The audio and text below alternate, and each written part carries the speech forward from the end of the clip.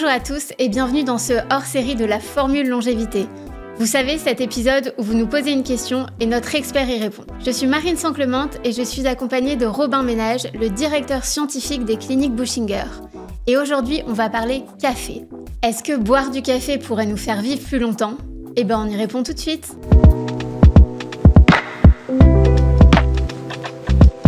Bonjour Robin. Bonjour Marine. Alors, qu'est-ce que c'est que cette histoire de café ? Parce que d'un côté, on entend qu'il ne faudrait pas en boire parce que c'est pas bon pour notre corps.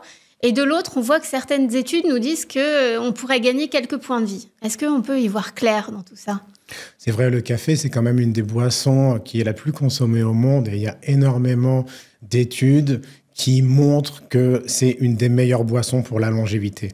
Et ça, c'est pas seulement une, deux, trois études, c'est des dizaines d'études avec des centaines de milliers de personnes qui montrent que quand on boit du café régulièrement, on peut diminuer son risque de mortalité, toutes causes confondues, par à peu près 20%. Et si on y réfléchit, à peu près 20%, ça représente quelques années de vie en bonne santé, en se protégeant de maladies cardiaques, par exemple. Et en termes de quantité, combien il faut en boire par jour ? C'est quoi ? C'est 2-3 tasses ? C'est ça, on peut en boire 2, 3, 4, 5 tasses. En fait, là, les effets vont être amplifiés. En fait, on peut imaginer une courbe en cloche. Quand on en boit un petit peu, les effets vont être discrets, mais c'est dès la première tasse. Et quand on en boit un peu plus, les effets vont être plus marqués. Mais comme toutes les molécules chimiques, toutes les boissons ou aliments, les effets sont proportionnels à la dose, mais la dose fait aussi le poison. Et donc, à un moment donné, quand on boit trop, par exemple, au-delà de 7, 9 tasses de café par jour, on va avoir des effets négatifs. Par exemple, on va dormir moins, de l'anxiété, on va avoir peut-être même des problèmes cardiovasculaires. Donc clairement, c'est une des boissons les meilleures pour la longévité, mais à consommer avec modération. Alors, tu parlais de problèmes de sommeil. Est-ce que c'est important aussi le moment où on le boit ? Et pas que pour le café, parce qu'on a cette tendance à dire jamais après 16 heures. C'est quoi la règle ? Oui, c'est ça. En fait, c'est pas qu'une question de dose, c'est aussi une question de temps, parce que quand on boit son café, si on le boit le matin, c'est là où ça va avoir les meilleurs effets. Il y a même une étude qui a été faite pour ça et qui montre que quand on compare les personnes qui boivent du café toute la journée à celles qui boivent du café que le matin, celles qui boivent le café le matin vont avoir des effets sur la santé qui vont être bénéfiques. Par contre, celles qui en boivent toute la journée, ces personnes-là vont avoir quasiment aucun effet. Ça va être très neutre, peut-être parce que ça leur perturbe leur sommeil. En fait, c'est toujours en fonction des rythmes circadiens qu'il faut respecter. Et est-ce que c'est valable pour tous les types de café ou il y a des origines ou des provenances à privilégier ?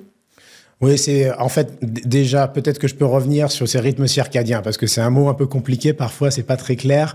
Et donc en fait, on a ces petites horloges qui sont dans toutes nos cellules et qui dictent en fait comment notre corps fonctionne en fonction des rythmes naturels, le rythme du jour, de la nuit, parce que notre corps est quand même meilleur à digérer les aliments, à être actif, à manger pendant la journée. Pendant la nuit, on se repose, on dort, on jeûne, on se régénère. Et en fait, quand on respecte ces rythmes circadiens, par exemple en prenant du café le matin, on va vraiment optimiser la fonction de notre corps. Et quand on optimise la fonction de notre corps, on va prévenir le développement de maladies comme le diabète de type 2. Le diabète de type 2, c'est par exemple une des maladies qui est typiquement reliée à un mode de vie qui est erratique. Et quand on remet les pendules à l'heure, quand on rétablit ces rythmes circadiens, on peut vraiment prévenir et parfois même guérir des maladies chroniques comme le diabète. Mais du coup, Robin, t'as pas répondu à ma question. Pour la provenance du café, est-ce que un café de supermarché a les mêmes bienfaits qu'un café équitable du petit coffee shop du quartier ? Oui, c'est vrai qu'il y a différents types de café, il y a différents types de préparation. Alors déjà, pour les différents types de café, bien sûr, un café qui va être d'une provenance équitable, bio par exemple, va être sûrement meilleur pour la santé parce qu'on va se protéger de l'exposition à des molécules toxiques. Pour ce qui est de la préparation, il y a des préparations qui sont peut-être meilleures que d'autres. Par exemple, quand on fait du café avec une cafetière à piston, typiquement c'est French Press, on va avoir plus de libération d'une molécule qui s'appelle le caféstol. Et cette molécule-là, elle peut augmenter les taux de cholestérol. Alors, quand on est un individu en bonne santé, c'est pas vraiment quelque chose qui peut être un problème. Mais par exemple, si on a une maladie cardiaque ou alors une hypercholestérolémie familiale, donc trop de cholestérol, et ça, c'est héréditaire, faut peut-être privilégier une consommation de café qui est filtré, donc un café expresso par exemple, ou un café avec une cafetière à filtre. Et le café décaféiné, qu'est-ce que ça vaut ? Alors en fait, le café décaféiné peut être aussi efficace que le café avec de la caféine parce que c'est pas la caféine qui fait nécessairement tous les bénéfices du café. Le café contient plein d'antioxydants, c'est ces molécules, des polyphénols qui vont avoir des activités anti-inflammatoires, qui vont protéger nos cellules. Et quand on décaféine le café, ces antioxydants, ils vont toujours être là. Et donc, on peut boire du café décaféiné si on tolère pas bien la caféine et on veut en tirer vraiment tous les bénéfices. Est-ce qu'on peut mettre du lait dedans ou c'est toxique ? C'est une légende urbaine, cette idée que le lait mélangé au café va nous tuer ou pas ? Oui, ça c'est une légende urbaine, mais c'est vrai que j'ai regardé un petit peu aussi ce qui se disait sur Internet, tous ces mythes en fait sur le café, et c'est vrai qu'il y a des personnes qui s'inquiètent sur est-ce que je mets du lait dans mon café, est-ce que ça va être toxique ? Alors non, pas du tout, et il y a vraiment pas du tout de consensus scientifique en fait sur le sujet. Il y a des personnes qui ont fait des études qui montrent que, alors peut-être que quand on rajoute du lait, ça va diminuer les concentrations en antioxydants. D'autres personnes qui ont fait des études, et ça montre que si on rajoute du lait, ça va peut-être avoir des effets amplifiés sur les pouvoirs des antioxydants.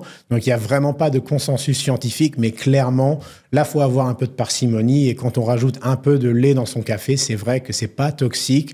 Et à part, si on est intolérant au lactose, mais ça, c'est encore une autre histoire. Merci beaucoup, Robin, pour ce shot serré de connaissances. On mettra toutes les études dont tu parles en lien de la description, donc sur toutes les plateformes d'écoute et sur notre chaîne YouTube. Et quant à vous, chers auditeurs, je vous remercie du fond du cœur d'avoir écouté cet épisode hors série. N'hésitez pas à nous poser plus de questions, que ce soit sur les plateformes d'écoute, sur notre chaîne YouTube ou sur le compte Instagram de Buchinger Wilhelmy. Et si cet épisode vous a plu, n'hésitez pas à mettre 5 étoiles, à le partager autour de vous, à vos amis, à vos parents, à vos proches. Ça n'a l'air de rien comme ça, mais ça compte beaucoup pour nous. Je vous dis à très bientôt et je vous embrasse. Ciao!